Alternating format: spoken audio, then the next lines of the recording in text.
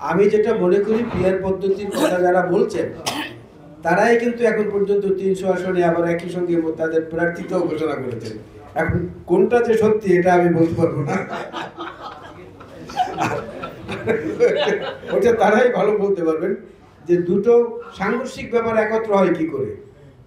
Peer পদ্ধতি যদি হয় তাহলে তো প্রার্থিতা ঘোষণার প্রয়োজনই নাই, কিন্তু 300 আসনেই প্রার্থিতা ঘোষণা হয়ে গেছে। আর এই যে তরুণ যে বন্ধুরা যারা যেটা যেটা বলছেন যে নির্বাচন হতে দেওয়া হবে না বা কিছু করা হবে না, এগুলো তারা বলছেন তাদের বয়স, তাদের আবেগ এবং তাদের অপরিপক্কতার কারণে। কারণ যেখানে বাংলাদেশের বহু মানুষ আমরা এখন আপনাদের কল্যাণেই দেখতে পাই অনাহারে মৃত্যুবরণ করছে। শুধু ভাত, শুধু এক মুঠো ভাত একটু পেঁয়াজ দিয়ে কিংবা একটু পানি দিয়ে কষলে খাবেন, তাও জোটে না। সেই সময় যদি এই সরকারের উপদেষ্টা পরিষদের লোকরা হাঁসের মাংস খুঁজতে রাত বিরেতে এদিক ওদিক যায়, তো তাদের কথাবার্তার কতটা গুরুত্ব দেওয়া উচিত সেটা বোধহয় আমাদের নিজেদের বিবেকের কাছেই প্রশ্ন দেওয়া উচিত। এগুলো শুধুমাত্র একটা পরিস্থিতি জিয়ে রেখে নিজেদের যে উদ্দেশ্য সেইটাকে আদায় করে নেওয়ার জন্যই বোধহয় সব কথাবার্তা হচ্ছে। তবে আমরা মনে করি যে ভবিষ্যতে তো বাংলাদেশের নেতৃত্বে ওই বয়সী তরুণ যুবকরাই আসবে।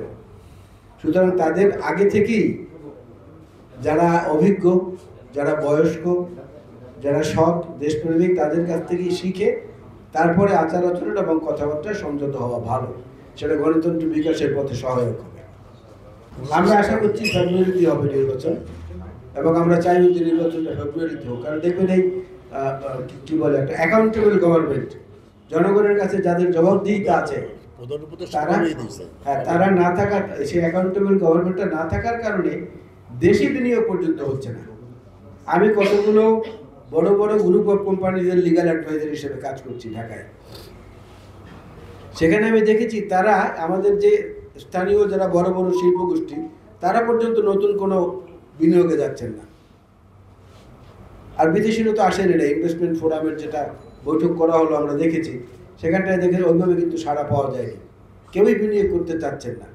কারণ এই ধরনের অন্তর্বর্তী সরকারের বিষয়টা তো সাধারণ মানুষের কাছে জবাবদিহিতার ঊর্ধ্বে।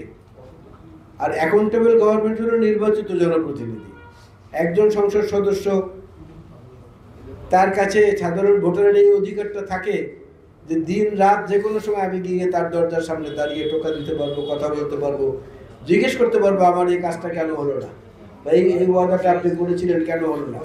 এই সরকারের বেলায় তো সেটা প্রযোজ্য না। ওদের স্বপ্ন পূরণে পাশে থাকতে পেরে আমরা গর্বিত। এই জন্য নির্বাচনটা সঠিক সময় হওয়া দরকার। অ্যাকাউন্টেবিলিটি আসলে পরেই অর্থনীতিটা সমৃদ্ধ হবে।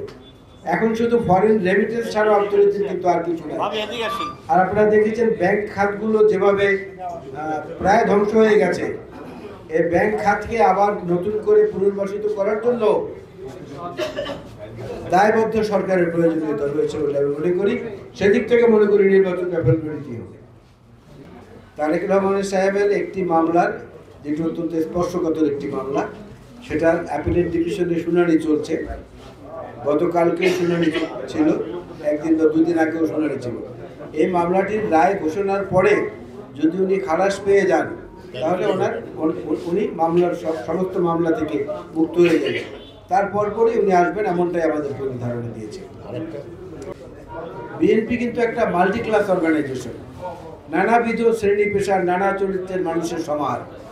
অন্য আরও কিছু রাজনৈতিক দলের মতো, যেমন বাংলাদেশ জামাত ইসলামী কিংবা কমিউনিস্ট পার্টির মতো ক্যাডার বেস না এটা। এখানে বহুবিধ চরিত্রের মানুষ জমা হয়েছে। আর এর পাশাপাশি যেটা যুক্ত হয়েছে, আমরা একটু যারা বয়স্ক আপনাদের চেয়ে, আমরা দেখেছি রক্তাক্ত মুক্তিযুদ্ধের পাকিস্তানি বাহিনীর আত্মসমর্পণের পরে 16ই ডিসেম্বর কিছু মুক্তিযোদ্ধা তৈরি হয়েছে বাংলাদেশ স্বাধীন হওয়ার পরে। তারা কিন্তু মুক্তিযুদ্ধের সার্টিফিকেট নিয়েছে, এবং এখন পর্যন্ত তাদের মধ্যে অনেকেই আবার সেই রাষ্ট্রীয় সুযোগ সুবিধাও নিচ্ছে। 16 ডিভিশন যেটাকে এক কথায় বলা হতো, ওই রকম কিছু নতুন বিএনপিও কিন্তু জন্ম নিয়েছে। আর এর সঙ্গে আমাদের পুরনোরা যে একদম নেই তা না, আছে। কিন্তু তাদের বিরুদ্ধে আমরা যে সাংগঠনিক ব্যবস্থাগুলো নিচ্ছি, কয়েক হাজার ইতিমধ্যে বহিষ্কৃত হয়েছে, তার মধ্যে আজীবন বহিষ্কারও আছে। আমাদের সর্বোচ্চ নীতি নির্ধারণী ফোরাম জাতীয় স্থায়ী কমিটির নেতার বিরুদ্ধেও কারণ দর্শানোর নোটিশ দেওয়া হয়েছে।